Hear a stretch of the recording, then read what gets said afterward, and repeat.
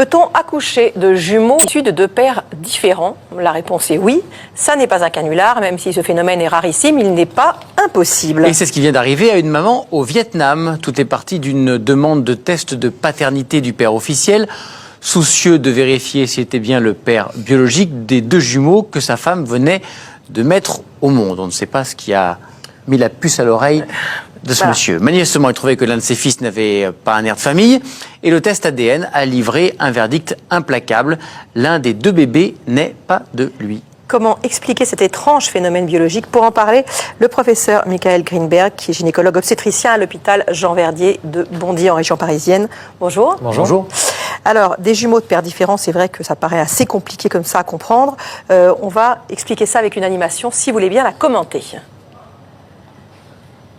Bien, donc vous avez deux ovules qui sont pénétrés par deux spermatozoïdes différents. Donc c'est une femme qui a ovulé au cours d'un même cycle, deux ovules issus de ce qu'on appelle follicules, des poches d'eau, qui libèrent un ovule qui va être fécondé par deux spermatozoïdes différents. Donc en l'occurrence, ça va donner dans le cadre de cette patiente ces deux spermatozoïdes qui ont été émis par deux hommes différents à l'occasion de deux rapports distincts. Et ces rapports peuvent être éloignés de combien de temps pour que ça soit possible? On sait que les spermatozoïdes sont capables de vivre 3 jours dans les voies génitales féminines.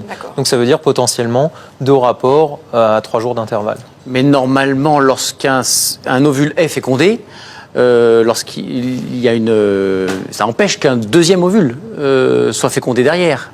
Alors, tout est bloqué. Alors tout est bloqué quand on est suffisamment à distance. Là, c'est ce qu'on appelle une polyovulation.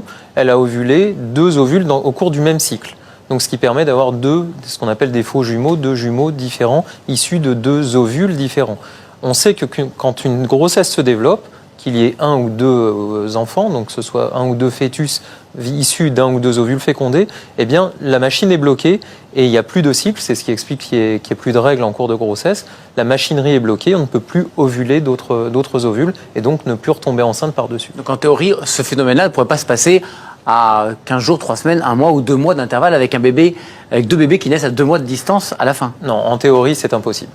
Mais est-ce que du coup, juste quand même, on peut avoir avec le même père, s'il y a eu fécondation de 2 ovules, s'il y a eu expulsion de 2 ovules, un ovule fécondé à J0 et un autre fécondé à J3 avec le même père, donc des faux jumeaux qui auraient 3 jours d'écart? Alors, c'est tout à fait concevable en théorie. Maintenant, on est incapable de dater précisément la fécondation au jour près et en général, on ne voit pas de différence entre les 2 embryons qui vont se développer, même s'ils ont été fécondés à 3 jours d'intervalle. Merci beaucoup d'avoir répondu à nos questions.